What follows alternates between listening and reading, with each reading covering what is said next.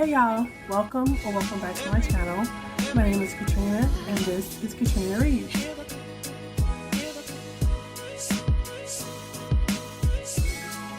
This video serves two purposes. It is first the entry for my Buzzwordathon. This month's prompt was colors, and also it is one of the books that I am reading for Blackathon. For Buzzwordathon colors, this is the Ballad of Black Tom, and for the prompt of Victor Lavelle, this is Battle of Black Tom, is written by Victor Lavelle. The thing about the author, the little bit that I read into about him, I had never heard of him. That's one of the great things about readathons like this and booktubers like Bowties and Books, pushing black sci-fi and horror and thriller. Starla Reads does this as well, is that you think black books are only about black suffrage and pain, slavery, and Jim Crow, and it's like, no, these people are writing magical realism, sci-fi, fantasy, romance. There's just all across the gambit, these books are being written, and I'm so thankful that I'm being exposed to these people. Victor Lavelle has only written a few short stories, and then he's written a ton of graphic novels, short story anthologies. He's had things published in magazines. So basically, I believe this book takes place in the 20s in Harlem. We meet Charles Thomas Tester in Harlem. He puts on this persona of the scruffy, scrappy, world-weary jazz guitar player, while in all actuality he can't really sing or play the guitar. His father could, and teased him about the fact that he made his money that way. Tommy then meets this man who invites him to a party, and he's like, well, why did you invite me to play this party? You know I'm not very good. It comes out that this guy, Suidam is his name, doesn't think he's a good player, or singer. But he's like, well, I can see I can see how you like illusion and all that kind of stuff, and I'm drawn to that, and so I want you to come play my party, and I'm going to let you in on some deep secrets of the universe or whatever. And so Tommy's like, okay, and especially once he hears how much he's going to get paid, he's like, fine, I'll deal with the crazy dude for how much I'm going to get paid. At the same time, he then comes across some police officers, and he's dealt pretty harshly with these police officers, who are a police officer and a private detective who are following Suidam. Now, during this part of the book, or the novella, I really enjoyed the atmosphere of New York, and not necessarily the atmosphere of New York that we get from, like, remember Autumn in New York, that movie with, I think it was Winona Ryder and Richard Gere. Not that type, or When Harry Met Sally, or anything like that, but just even with this being the underground, the bad side of town, Harlem before it was kind of romanticized and everything, and it still was filled with all of these different types of brown people, and all of this different type of music, and all of these different types of foods and smells. The sound of the train, and like all of that came across as Tommy walked through the town to get to the train, to get to the different things that he was going to go do. He goes to so it's just that part was really interesting, and I was snuggled in, ready to be kind of creeped out just a little bit and everything like that. Tommy goes about his business. He does some nefarious things. As he's thinking, there's an interesting commentary that's going on that just makes me, really shake my head about how people are done in this country. Everybody but the top 1%, and then not just everybody but the top 1%. I mean, obviously there's lots of middle class people who are comfortable and don't have to worry about this, but some of them are still squeezed by being stuck in jobs that they don't necessarily care for so that they can pay off student loans, and they're stuck at those places, or there's still a fear and anxiousness about not keeping their job. So there's a little bit of anxiety still, even with people who are comfortably middle class. But for people who are Black, and especially during this time and in this family dynamic, and the brown people, Black people, brown people, and thinking about personal people that I know, white people who are poor, whose bodies go out so early because they have to use, their bodies are used up well before their time. So Tommy is the sole breadwinner taking care of his father because his father worked on the railroad and they did him dirty, and they talked about how money was withheld from him just when I was about to say overseer, just when the manager or the foreman or whatever decided he didn't want to give money out, and what was the employer going to do? Who was he going to tell? There was unions, but he wasn't allowed to be part of the union, and so it was just casually slipped in. The thought process of why Tommy did what he did and how much money he was able to make to take care of his family, and how, even though he was pretty sure his dad knew he was hustling and things like that, he wasn't going to apologize for it because his dad, and then it just kind of shocked me. His dad was 41, and the way he talked about his dad, you would have thought his dad was a arthritic, gnarled 75-year-old. His dad was 41, and his mother had died, and he said because the first description of it is he's taking care of his father who's waiting to die because his mother had died, I think 4 years earlier. She was 37, and her body had been worn out because she was a housekeeper, and just that much hard work had worn her out. And I think about how military guys go in who are coming from the Delta of Mississippi or the Appalachian, mountains and plains, and they were just trying to get away from the extreme poverty, and there's no other way out for them.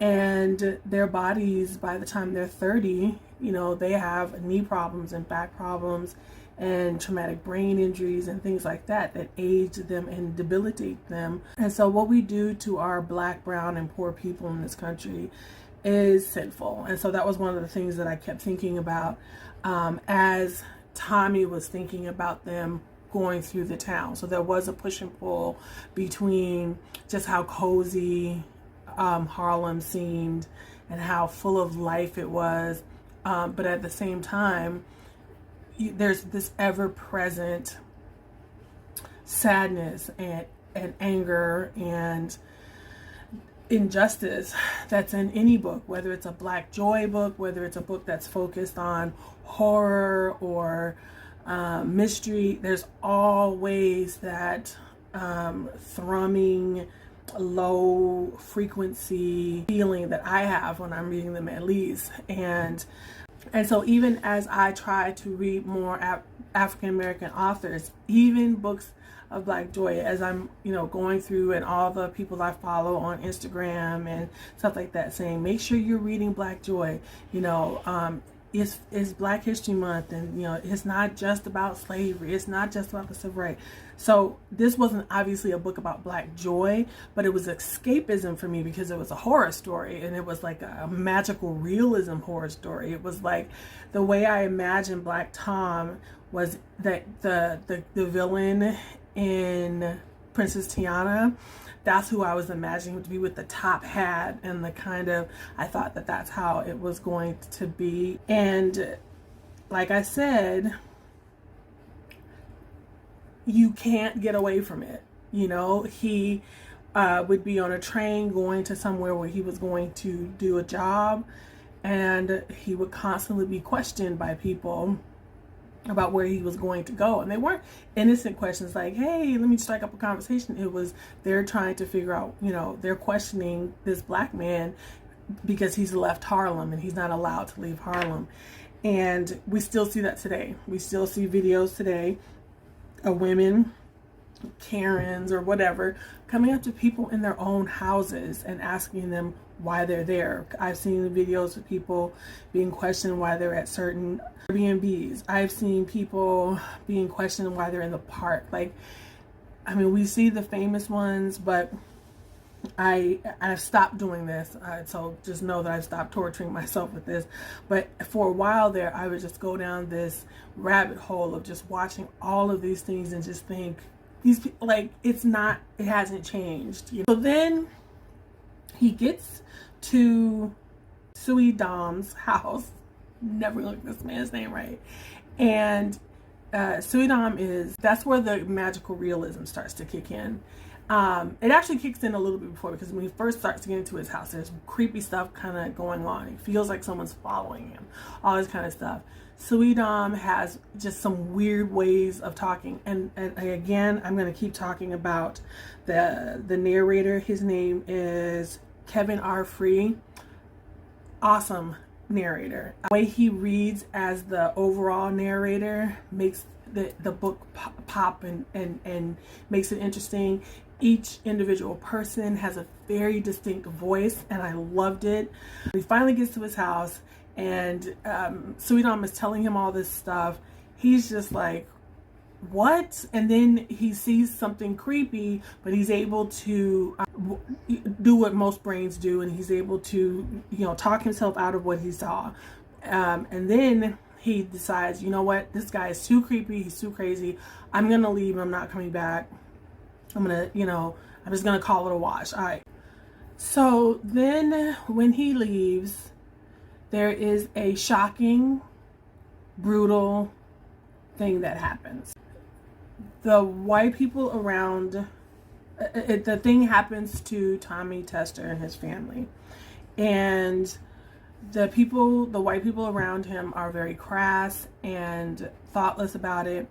And the way that they talked is exactly the way that they talk about these kinds of things to this day. As of this taping, yesterday would have been Trayvon Martin's 26th birthday. And Trayvon Martin and Tamir Rice are the two boys who have affected me the most. They look like my children, my boys. And so they have affected me the most, and I have followed their birthdays, and I think about them often. And I had to take a break.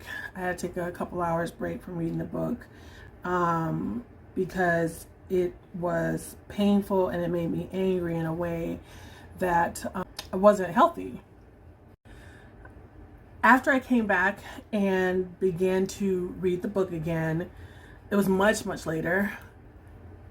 The magical realism, the horror, ratcheted up really a lot more at that point.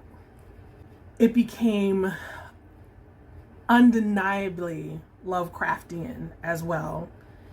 I think I've only read one Lovecraft book, but I can totally see when Lovecraft is starting to become a part of something now, because I've read so many books that have been heavily influenced by Lovecraft. One of the first ones being Peter Klein's 14.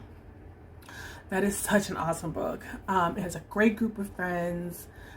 It has a great snappy conversation, and they all have to go through this situation. There's a mystery, and then it switches over to the Lovecraftian aspect of it. And so that book gave me a much more clear understanding of what makes something Lovecraftian. I became aware, obviously, of how much of a horrible person he was. And then I read Lovecraft Country by Matt Ruff, which is a good book, and then watched Lovecraft Country on HBO, which is everything. Everything. And so now I can see when something is starting to become Lovecraftian. So I started thinking about what my review, my Goodreads review is going to be, and what my review on here is going to be. And I was like, okay, but let me make sure, because I don't want to make everything be about Lovecraft. But it ended up being that. Opening doors to other ancient places, ancient alphabets, unspeakable horrors, smells, darkness, all of that, you know, things that happen kind of off screen that blow people's mind. That's very much so Lovecraftian, and that's kind of what happened with this book. I have to say that because I spent so much time irritated, from irritated all the way up to infuriated for Tom, who becomes Black Tom throughout the course of this book, that I ended up reveling in the pure madness and the comeuppance of the white cops and Suidam in a way that I did with the end of Django Unchained. And I know that that's probably problematic. I know that Martin Luther King would look at me and just shake his head. But we have to get catharsis somewhere. And justice is denied Black people more often than not. I don't know of many times where a person who has shot and killed a Black person, that woman who walked into what she says, what she thought was her apartment and shot that man. Breonna Taylor was sleeping in her house and was shot. Trayvon Martin was walking in his father's neighborhood and was shot. None of these people got justice. Tamir Rice was a 12-year-old little boy playing in a park, and within 2 seconds of the police getting there, he was shot. Mike Brown was shot, left laying in the street for 4 hours. None of the people who killed them have been brought to justice. So excuse me while I revel in the bloodlust at the end of Lovecraft Country on HBO, and at the end of the Ballad of Black Tom, and the like. So this book gets a 5 out of 5. The narrator gets a 6 out of 5. And I loved it. I just wish there was some way. I initially gave it a 4 out of 5, and it was just because I was so hurt by the things that happened to Tommy Tester that made him go off into being Black Tom. I'm going to move it up to a 5. If you are into concise, well-written cosmic horror with Black people in it, this is the book for you. This is the novella for you. And I will definitely be picking up more Victor Lavelle. He wrote so well. Just his turn of phrases were just really wonderful. And just beautifully written, beautiful descriptions. He's a good writer.